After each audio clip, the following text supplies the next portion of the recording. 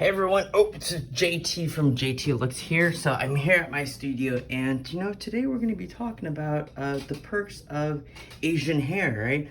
If you're not an Asian guy or Asian person, feel free to skip the video, but I feel like this information is really crucial if you are an Asian person who has Asian hair, and if you know anybody who does not like their hair because they have Asian hair, because we have that porcupine shenanigans that most of us hate, and it's so difficult to work with. But today's topic is to talk about those perks, like knowing the advantages, and stop focusing on our disadvantages.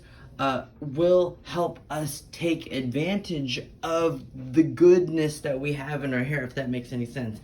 And you know what? I'm gonna do this while making balloon animals.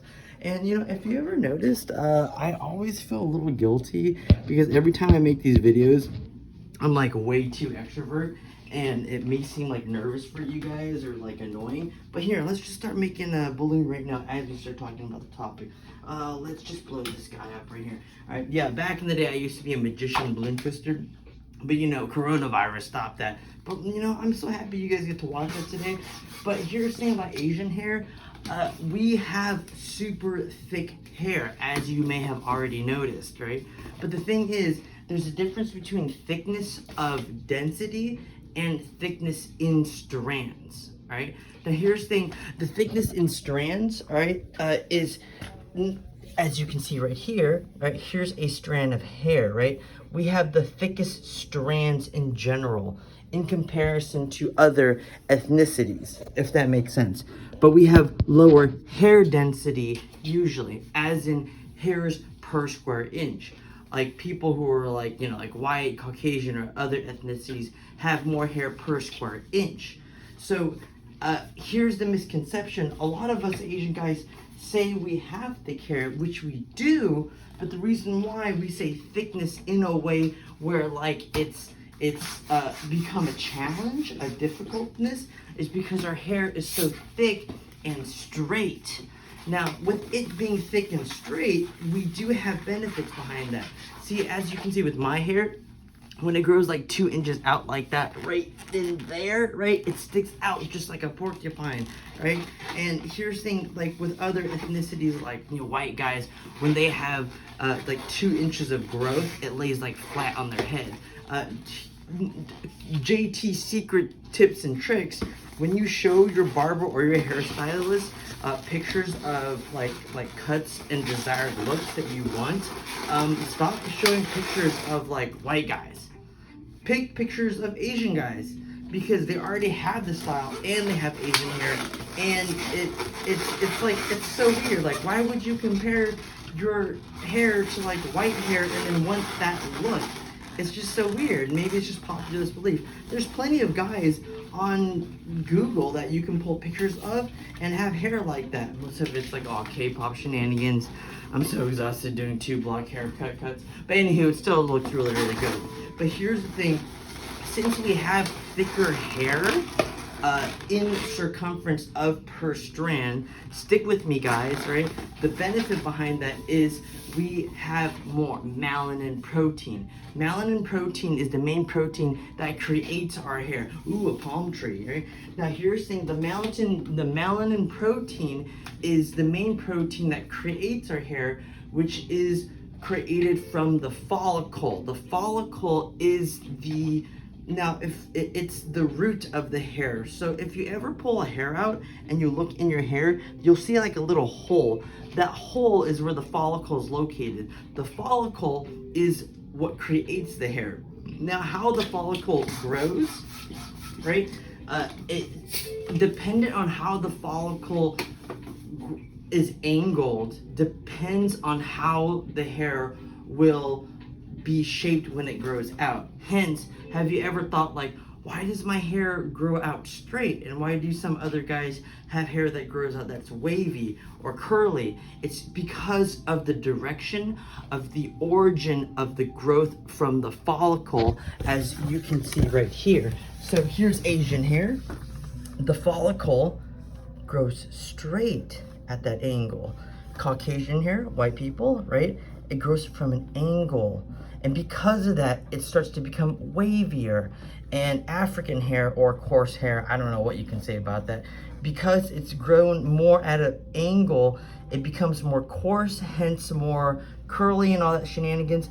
But out of all the follicles, we have the most straight follicles.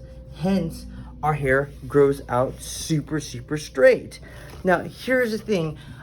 Because of our genetics, I don't know why, since our hairs are more thicker, that means that we have more melanin protein, hence we are less susceptible to split ends and hair damage. So here's the cool thing, since our follicles are so much thicker, over time, baldness and hair thinning is created by aging. And as we age, we lose less testosterone. As we lose less testosterone, our follicles shrink.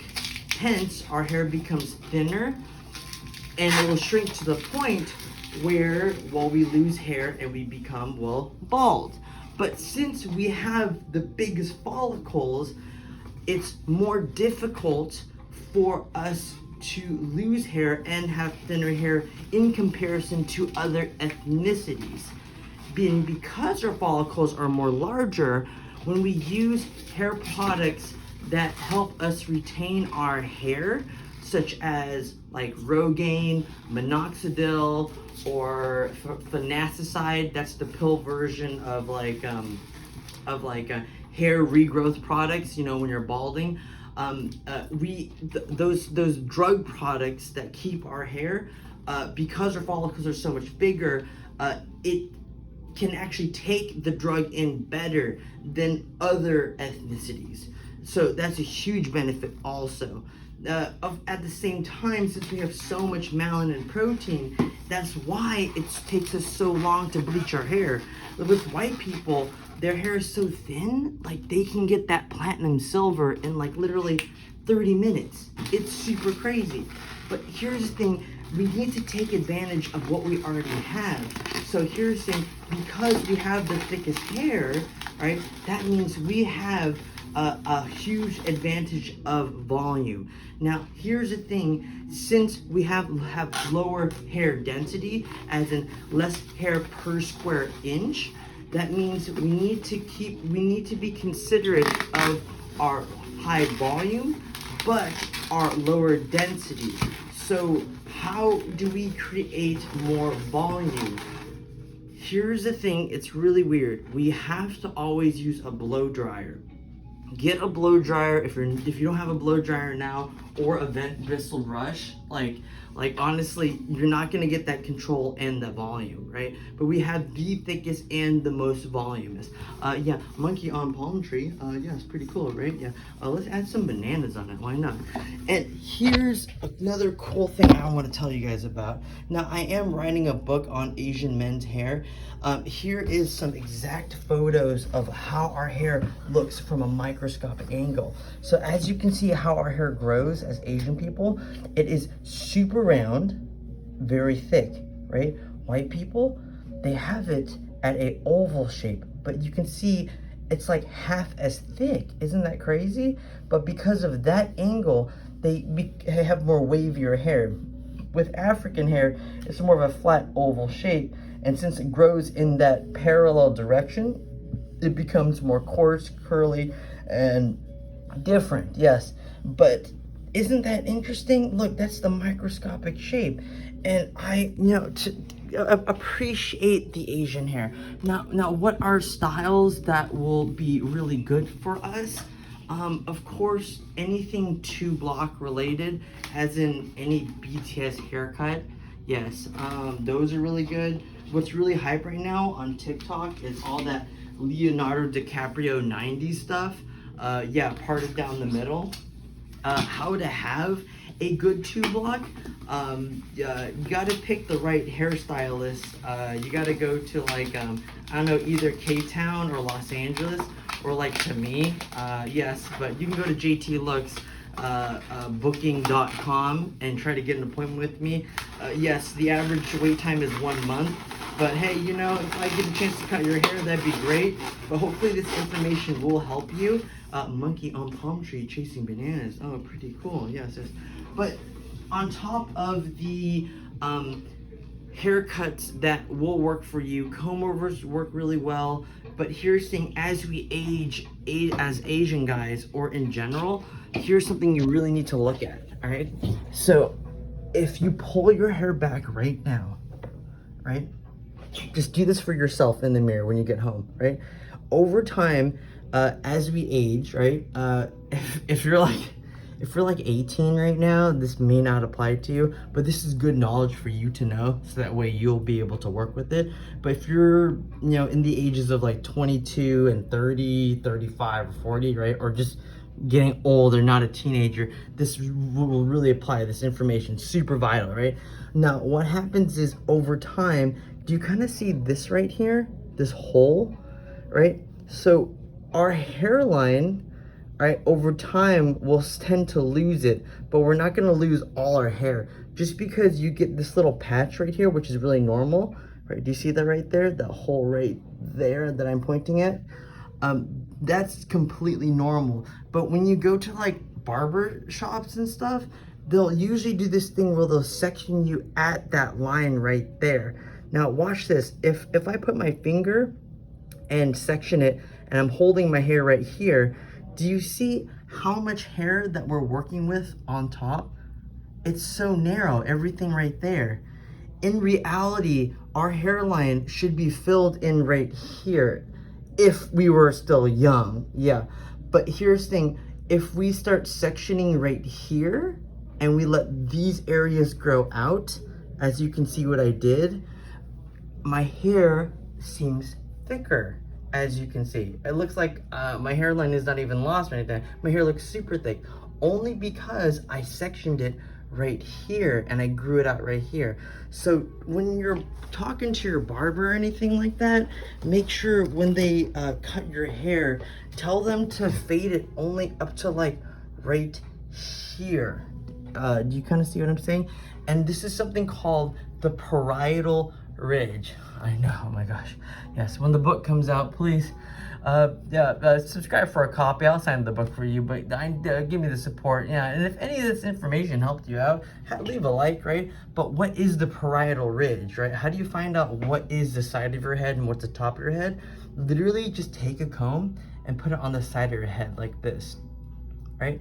Now where the comb leaves your head, as you can see, where the comb leaves your head is the determining factor of what's considered the side of your head and the top of your head. So the comb leaves like right about here where I'm pointing. And here's the thing, this is the side of the head. This is where the fade should end. It should not go any higher than that. If it goes higher than that, we're intruding on the top lengths of the head. So if we start fading it up here, we're taking hair away from the top, hence making the style look more narrow. Yes, so hopefully that information really helped you out. If you really like what I do, like, share, and subscribe. I finally ordered a ring light camera, so my videos will be horizontal.